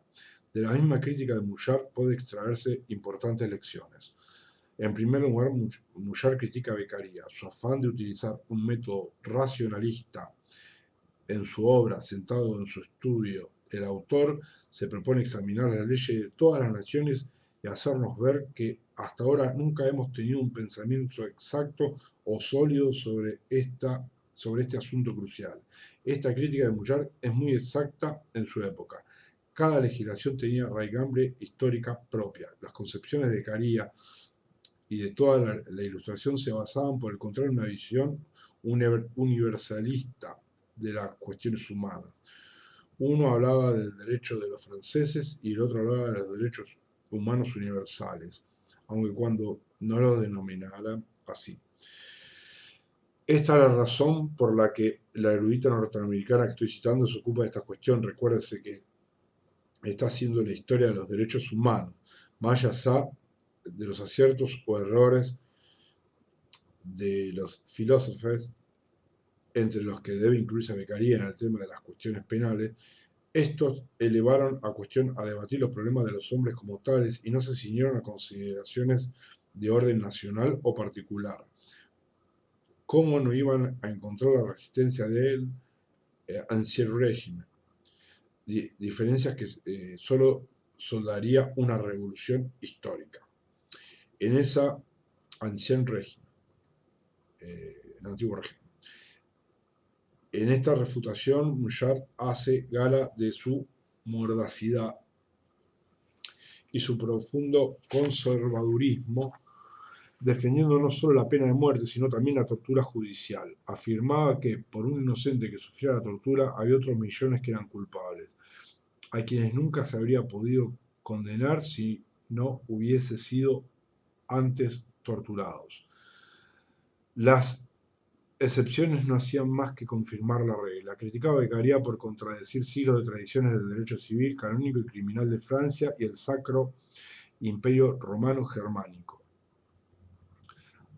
Reflexiónese por un momento en esta alegación. Se rechazaba un argumento por contradecir una tradición. ¿Qué podríamos decir de los avances de los derechos de las minorías si defendiéramos de este modo las tradiciones? Refutaba además Mouchard la tesis de Beccaria en cuanto a no aprovecharse de la sensibilidad de los delincuentes, y afirmaba sin eufemismo y con singular sinceridad, hablando de la ejemplaridad de las penas, que precisamente porque cada hombre se identificaba con lo que le sucedía al otro y porque sentía un horror natural al dolor, era necesario preferir en la elección de los castigos el que fuese más cruel para el cuerpo del culpable. Otro crítico de Beccaria fue Daniel Chaucier, con similares alegatos que Mouchard. No hay demasiados críticos en ese sentido. El avance inmediato de nuevas concepciones penales pronto dejó atrás este tipo de censura. Ya no puede encontrarse entre los intelectuales quien defienda a la tortura, aunque aún existen pocos que defiendan la pena de muerte. Entre los críticos de Beccaria ciertamente duele citar a Kant. En efecto, una de las luces más brillantes de la Ilustración, Aufklärung, para decirlo en el idioma del sabio de Königsberg, cita especialmente a Beccaria para refutar su tesis sobre la necesidad de la abolición de la pena de muerte. Lo hace en la Metafísica de la Costumbre, Metaphysics der Sitte, 1797, es decir, cuando ya Beccaria había muerto. Es imposible en un trabajo como el presente abordar la compleja filosofía kantiana. Basta con decir que para Kant el derecho penal es un imperativo categórico, es decir, un supuesto incondicionado, como la ética, y por lo tanto no puede supeditarse ninguna utilidad que de él pueda derivarse. Por tanto, la pena y sobre todo la de muerte, no puede ser apreciada ni despreciada por ninguna consideración acerca de su utilidad, sea esta disuasoria o de cualquier otro tipo. Citemos directamente a Kant. En cambio, dos puntos. En cambio, el marqués Beccaria, por el sentimentalismo compasivo del humanitarismo afectado, compasibilitas, ha sostenido que toda pena de muerte es ilegal, porque no podía ser contenida el contrato civil. Es ilegal porque no podía ser contenida el contrato civil originario, pues en este caso cada uno del pueblo hubiera tenido que estar de acuerdo en perder su vida sin matar a otro del pueblo. pero este consentimiento es imposible porque nadie puede disponer de su vida. Todo esto es sofistería y rabulismo. Nadie, nadie sufre un castigo, perdón, porque lo haya querido, sino porque ha querido una acción punible. En efecto, cuando a alguien le sucede lo que quiere, no hay castigo alguno y es No hay castigo alguno y es imposible querer ser castigado. Continúa Kant con su argumentación afirmando que quien suscribe el contrato original no es la misma persona que luego delinque. El legislador es santo y debe considerarse como un ente abstracto, no menos o no menos. En cambio, el delincuente es un hombre común, fenómeno, que no tiene derecho a sentarse en la legislación a elaborar leyes. Es un error sentimental creer que ambos hombres son equiparables y por tanto sostener que hay una contradicción entre cometer un delito y haber previsto para él la pena de muerte. Luego sigue hilando su pensamiento con respecto a aquellos delitos que no deben merecer la pena de muerte, como en el infanticidio y el duelo.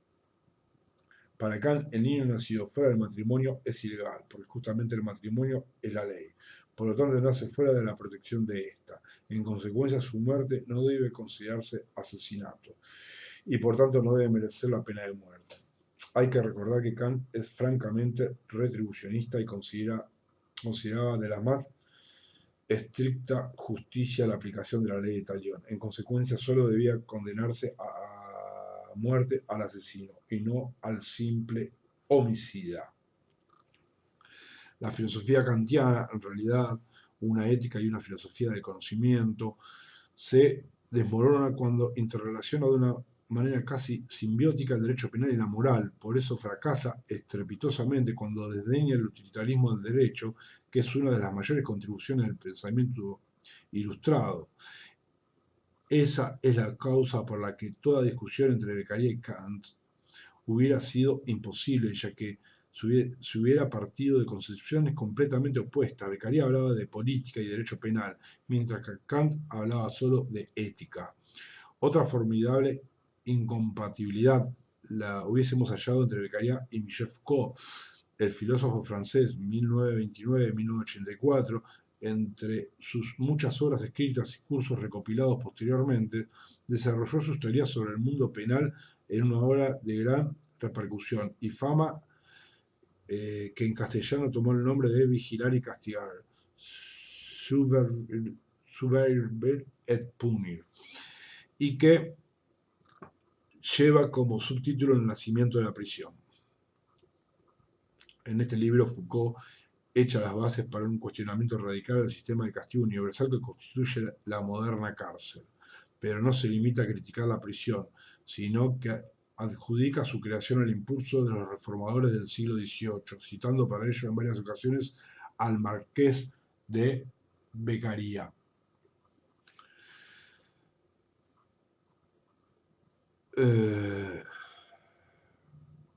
La tesis de Foucault brevemente, perdón, que me había perdido. La tesis de Foucault brevemente esbozada consiste en que los suplicios, torturas y penas de muerte pública se pasa a un sistema en que solo aparentemente se humaniza el castigo. Toda la obra se caracteriza por la crítica sin tapujos a las nuevas maneras de hacer sufrir las penas a los condenados y llegar a comparar el sistema carcelario con el ámbito de control por parte del poder de toda la sociedad en su conjunto. Pero veamos la crítica de Foucault al nuevo sistema que él supone que es producto de la prédica de los reformadores del siglo XVIII. Se recordará que Beccaria otorgaba gran importancia a lo que llamaba él la certidumbre, tanto de lo que estaba prohibido, los delitos, como del castigo, la pena, que amenazaban a quien lo cometiera. Esta certidumbre previa a la comisión del delito, que fue unánimemente encomiada por toda la literatura penal posterior, es presentada por Foucault de una manera crítica. Aparece como una cuestión meramente de valoración de intereses y bajo el epígrafe de regla de la cantidad mínima. Ahora, bajo el subtítulo de Reglas de los efectos colaterales, de los efectos colaterales, habla siempre en tono crítico, en lo que ha dado en llamarse prevención general negativa, que no sería otra cosa que la impresión que causa en el resto de la población la pena que se impone a un condenado. De la regla de la certidumbre absoluta se desprende no solo lo que consigné más arriba acerca de la especificación anterior por la ley de los delitos y de las penas, sino la vocación de penar todos los delitos, es decir, que no quede intersticios, donde pueda escaparse la impunidad. Y la previsión codificada de todas las infracciones penales conlleva una clasificación exhaustiva de los delitos. Y como ello ha de tener un correlato en las penas y las penas variarán según la índole del sujeto. Una multa no alterará a un hombre rico, ni la infamia a quien ya ha soportado la vergüenza. El efecto real de la pena se obtendrá buceándose en la íntima personalidad del condenado. Se abre así un dilema. ¿Cómo aplicar las leyes generales fijas a individuos singulares? Voy a tomar un poquito de agua, perdón.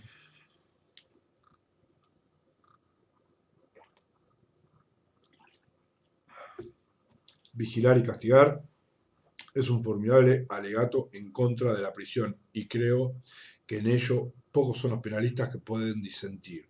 Sin embargo, atribuir el proyecto transformador de la legislación penal que encabezó Beccaria en el siglo XVIII la responsabilidad de la creación deliberada de las cárceles es cuando menos un grave error de apreciación.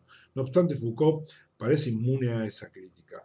Es que a lo largo de su vida mostró numerosas contradicciones que permiten siempre a quienes los defienden encontrar una cita que minimiza una afirmación demasiado antojadiza o directamente falsa. Por ejemplo, Foucault no solamente era un filósofo, sino que también puede ser considerado un literato. No es que escribiera obras de ficción, sino que me echaba ficción en sus obras filosóficas. Perdón.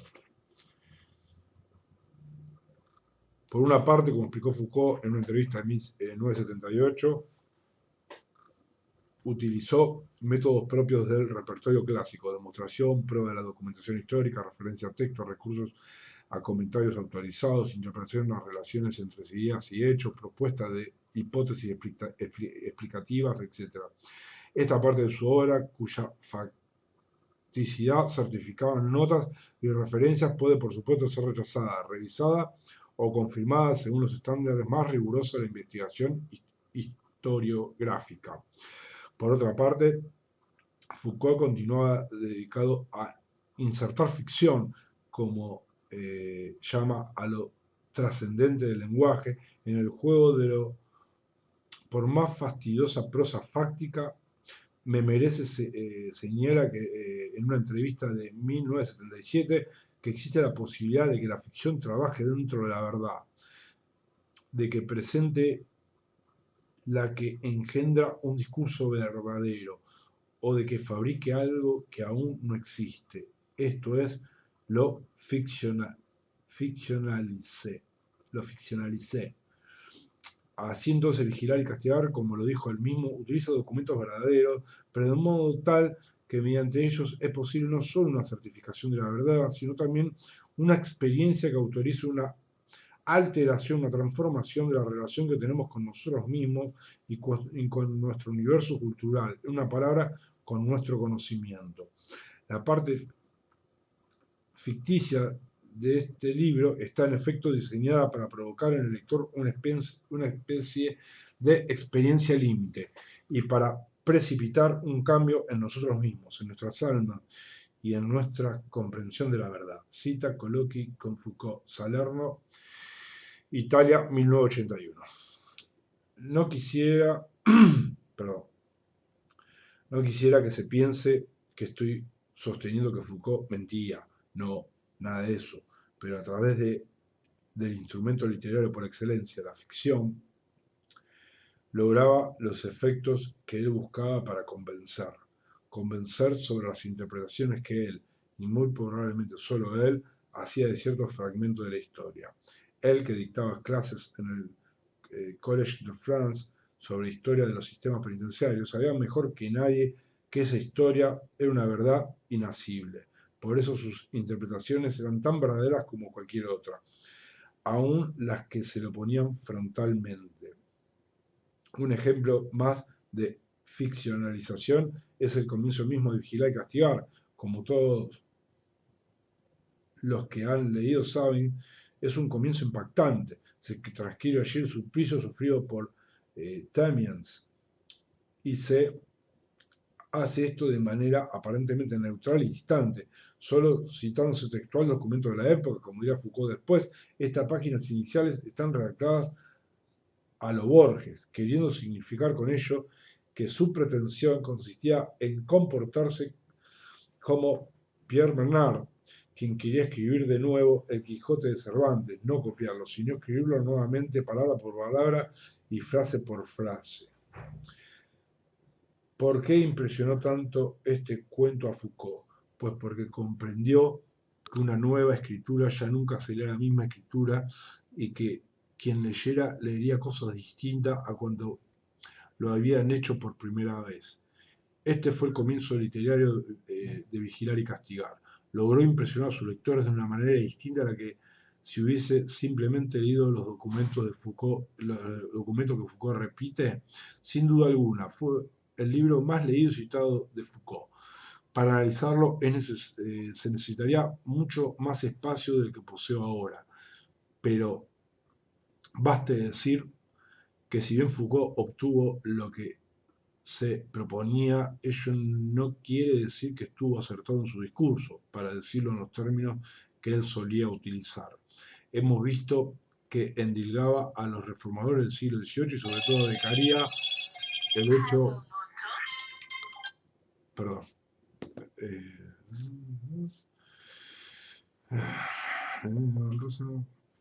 Hemos visto que endilga a los reformadores de Beccaria el reproche por el nacimiento de esa institución horrorosa que constituye la cárcel. Reproche injusto e infundado. Beccaria se ocupa de la prisión en el capítulo 29 de su obra y lo hace para decir que no deben cerrar su nombre sino cuando existan motivos previamente determinados por la ley. Descartaba abiertamente que el encarcelamiento pudiera provenir del arbitrio judicial y explica que solo era aconsejable cuando hubiera peligro de fuga o que las pruebas determinaran sin duda la culpabilidad. Téngase presente que por entonces la cárcel no era un lugar de purgación de pena, sino de aseguramiento para que él esperara un juicio. De allí la cláusula final del artículo 18 de nuestra Constitución Nacional, en la que encuentra sustento en las propias palabras del Marqués: que se quiten de las cárceles la suciedad y el hambre, que la compasión y la humanidad penetran las puertas de hierro, porque parece que en el presente sistema criminal, según la opinión de los hombres, prevalece la idea de la fuerza y de la prepotencia a la de la justicia, porque se arrojan confundidos en una misma caverna los acusados y los convencidos. Porque la prisión es más bien un castigo que una seguridad del reo. Que las leyes estuvieran escritas antes de la comisión de delitos, que estas mismas preveían, es una garantía del pueblo y como tal no merece crítica seria. Que se tejiera una malla que no permitiera la impunidad estaba pensada para suprimir los privilegios de todos aquellos que por su posición social nunca eran alcanzados por la justicia penal, que luego en la práctica el sistema penal siguiera haciendo gala de una selectividad clasista. No es por culpa de los teorizadores de un derecho penal igualitario, etc. ¿Acaso todo esto se le había escapado a Michel Foucault? Creo que no, y así lo consigna Paul Vine en su excelente biografía de su amigo. En Vigilar y Castigar, Foucault no insinúa que nuestro sistema carcelario sea peor que los atroces suplicios de nuestro antiguo régimen. No incurre en el cinismo de meter todo en el mismo saco. Foucault militó contra la pena de muerte, pero si quiere demostrar que estos dos sistemas penales son heterogéneos y que apuntan a objetivos singulares y arbitrarios por igual. La equiparación que hace Foucault de ambos sistemas no solo es antojadiza, sino muy injusta. El problema de los reformadores del iluminismo era ostensible. Tenían ante sus ojos un sistema atrozmente arbitrario, cruel e inhumano. Propusieron entonces su crítica y esbozaron un sistema más benigno. Cuando Foucault pone en tela de juicio esa benignidad y explica que en realidad se ha trocado por un sistema mucho más sutil de dominación en el régimen disciplinario, y por ello utiliza vocablos de indudable repercusión de intencionalidad y voluntariedad como técnica o estrategia. A pesar que Foucault había hablado del azar, es necesario aceptar la introducción del azar como categoría en la producción de los acontecimientos. Ahí se experimenta también la ausencia de una teoría que permita pensar en las relaciones del azar y del pensamiento. No duda en olvidar estas palabras y en diga intencionalidad en la concreción de un sistema carcelario injusto. Y de esa intencionalidad, esa intencionalidad la adjudica a los reformadores del siglo XVIII, Beccaria sobre todo. Sin embargo, como siempre que se refiere alguien a Foucault, deben matizarse las afirmaciones. Por ejemplo, en la penúltima página de Vigilar y Castigar dice el filósofo francés: estamos muy lejos ahora del país de los suplicios, sembrado de ruedas, patíbulos, orcas, picotas, estamos también muy lejos del sueño de los reformadores. ¿Acaso se está reconociendo aquí que los sueños de los reformadores eran otros, que eran libertarios y que no imaginaban de modo alguno que la eliminación de la pena de muerte y los tormentos iban a derivar en una institución abominable? Creo que sí.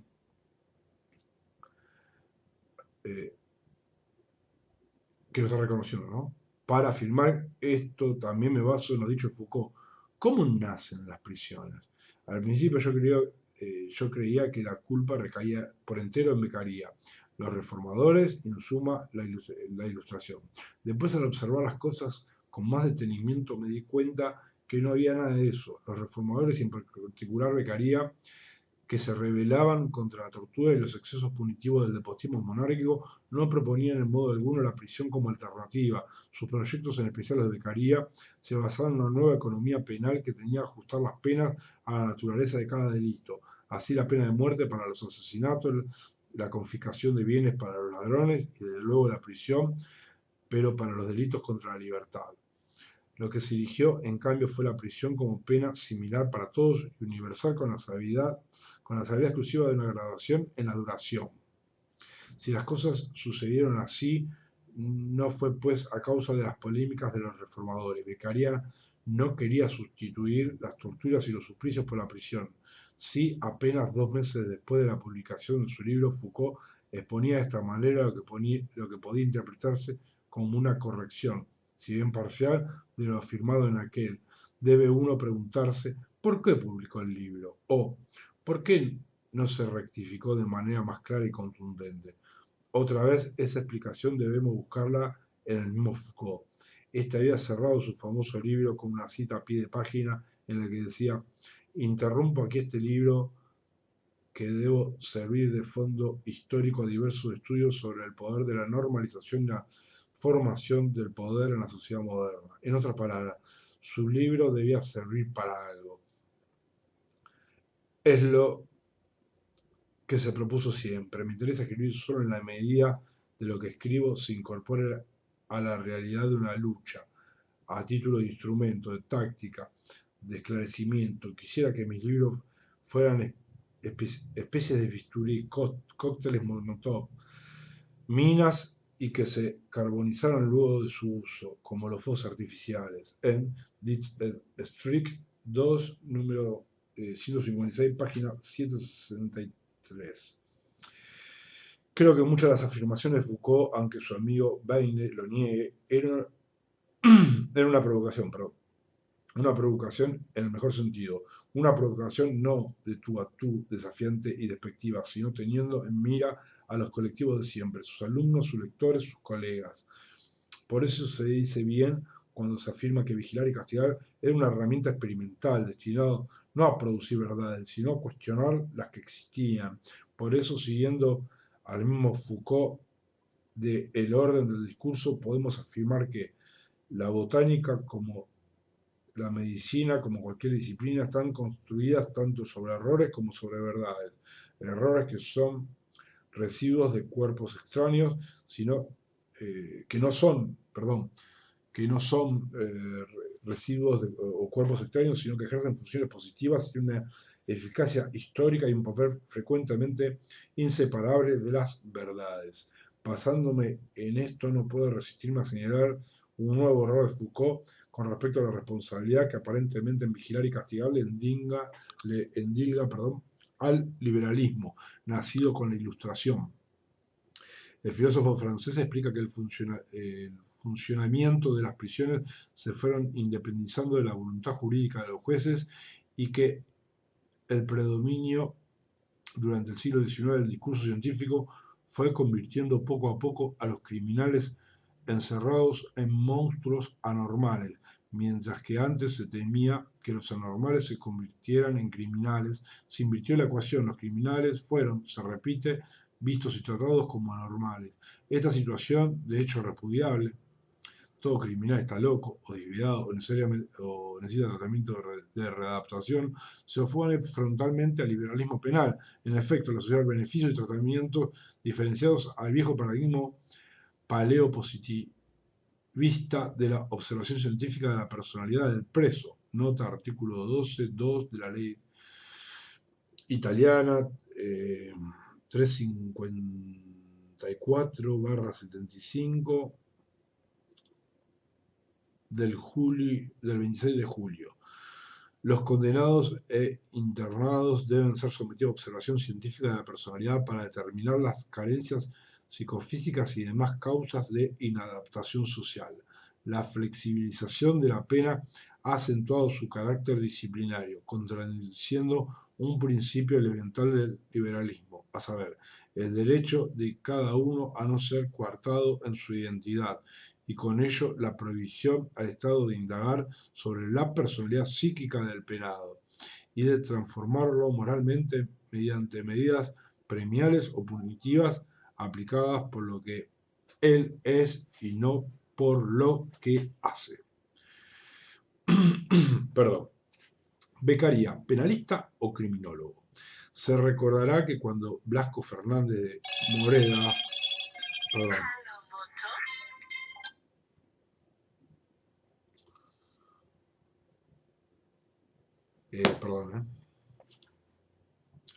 parecía aún admirar a Beccaria, llamó a este padre de la ciencia penal, apelativo que recordaba Terán Lomas, quien modificó sutilmente el elogio y se refirió al célebre marqués como padre del derecho penal.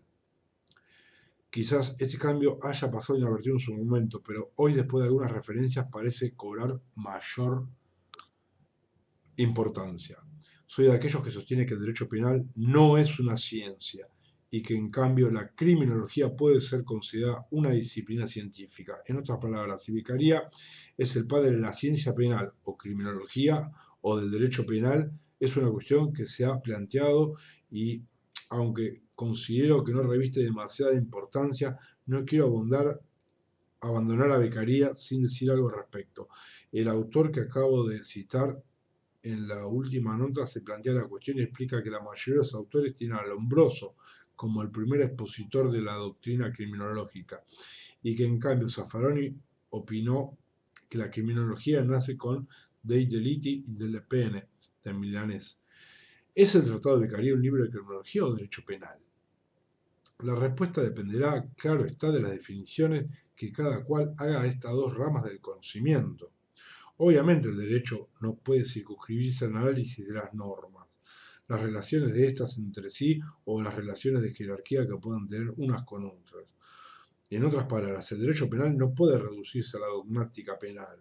Si esto es así, el estudio del porqué de la sanción de las leyes, del porqué de las prohibiciones o del fin que deben tener las penas y si este fin se cumple en la realidad o no, es parte del estudio del derecho penal.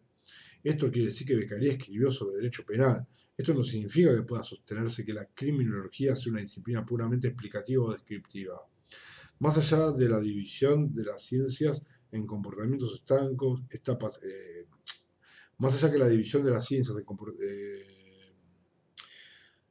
la división de las ciencias en comportamientos, en compartimientos estancos está pasado de moda, debe decirse como que cualquier observación de la realidad a efecto de su explicación o descripción, el fenómeno de la delincuencia en una sociedad determinada, por ejemplo, debe estar necesariamente precedido por hipótesis teóricas y en ese sentido Beccaria también hace eso.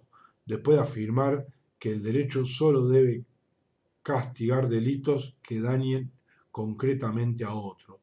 Recomienda que las penas que le correspondan sean proporcionales a ese daño, que esas mismas penas deben aplicarse lo más pronto posible, ya que deben unirse mentalmente en la ciudadanía el concepto de que el delito y la pena es un todo inescindible, para que por su temor a esta el ciudadano se disuada de cometer aquellos. En fin, como se ve como se ven, son conceptos que quien pueda considerarse eh, criminológicos y no son conceptos que pueden considerarse criminológicos, no simplemente penales. En su excelente libro sobre la historia del pensamiento sobre las cuestiones penales, Anitua dedica espacio para hablar de Beccaria cuando toca el periodo de la Ilustración y dice, por ejemplo, sobre él: hace todo ello en una de las primeras exposiciones globales y articuladas de derecho penal, procesal penal y criminología. Como se ve en el breve tratado de Beccaria, no se intenta ver que éste se ocupara exclusivamente de rama alguna que concerniera a las cuestiones penales, sino que se ocupa de todas ellas. Es como, es como afirmar a Zaffaroni en la obra indicada. La criminología, abarcando en ella el sistema de ideas que implica cambios en la política criminal, existió siempre y en todo el mundo. Cada y un naturalismo histórico tuvo su criminología, o sea, su sistema de ideas acerca de que debe ser delito y la pena y las causas por las que se delinque, lo que implica una crítica o una justificación del sistema penal existente en ese momento histórico. Lo que surge con el iluminismo no es la criminología misma, sino la criminología en la forma en que los europeos la conciben a partir de entonces y la difunden para todo el mundo. Padre del derecho penal o padre de la criminología, ambas aserciones serán verdaderas según cómo se las conciba. Últimos años de Beccaria. Como dije, después de 6 semanas de estadía en París, Beccaria vuelve a Milán a reencontrarse con su mujer y su pequeña hija. No dijimos en su momento que la obra de Beccaria fue colocada en el índice de libros prohibidos por la Iglesia Católica y que allí perduró 200 años. Contamos también que recibió una invitación de la emperatriz rusa que él declinó. Se quedó el resto de su vida en Milán, donde presenció entre 1776 y 1778 la construcción de la famosa Scala, teatro lírico, que enaltece la fama de esa ciudad, que no deja de sorprender, ya que con una población de unos 120.000 habitantes, el teatro contaba con casi 3.000 localidades de capacidad. Por entonces Beccaria no se ocupaba más de las cuestiones que le dieron fama universal. Se dedicó durante poco más de 2 años a ejercer como profesor de economía a través de una cátedra que se creó nada más que para él en 1768. No hubo obras sobre el tema, aunque se reunieron sus clases que se publicaron póstumamente en 1804. El economista austríaco Joseph Schumpeter, no sé si es austríaco, ahora alemán, Schumpeter, logra elogiarlo llamando el Adam Smith italiano. Como ya se dijo, lo sobrevivió una hija del matrimonio con Teresa Blasco, que con el tiempo se casaría con don Pietro Manzoni, matrimonio que engendraría a Alessandro Manzoni, el autor de la famosa novela Los novios. Beccaria enviudó y en 1764 vuelve a casarse con Ana Carbó, con quien tuvo un hijo, Julio, que murió en 1858 sin hijos, por lo que allí acaba la descendencia masculina del marqués y se pierde su apellido. Muere el marqués el 28 de noviembre de 1794 en medio de una Europa gravemente convulsionada por la Revolución Francesa y las consecuencias internacionales que la misma tuvo. En el artículo de Fortini que he citado, este autor recoge nuevas críticas a Beccaria, una de las cuales me ha llamado la atención. Lo llama conservador. Vivimos en épocas de fácil encasillamientos ideológicos que no comprenden el contexto histórico de los encasillados. Beccaria, más allá de sus características puramente personales, fue, para decirlo con vocabulario de moda, un progresista y no un conservador. Se atrevió a formular ideas que muy pocos osaban propalar. Creo que debió decir propagar. Sobre ello es muy claro un autor contemporáneo de indudable progresía. Un referéndum a favor de la libertad de conciencia o de las garantías penales y procesales que se hubiera desarrollado en la época de Beccaria o de la Revolución Francesa no habría obtenido ciertamente el consenso, no digamos de la mayoría, sino ni siquiera de una minoría significativa. Incluso hoy deberíamos temer en nuestras mismas democracias una votación popular sobre los derechos sociales o sobre la pena de muerte. Es posible encontrar en Godwin, 1756, 1836, uno de los precursores del anarquismo egoísta, algunas ideas más revolucionarias que las de Beccaria, pero aunque influyente en su época, pocos recuerdan hoy a Godwin. En cambio, las ideas de Beccaria formaron un cuerpo de doctrina que 250 años después es fértil en nuevas ideas y concepciones reformistas. Como dijo José Manuel Estrada, los hombres valen más que por la cantidad de pensamiento que tienen dentro, por la cantidad de propaganda que han tenido sus ideas. Por eso vale tanto Beccaria. Firmado Oscar Félix Salvador.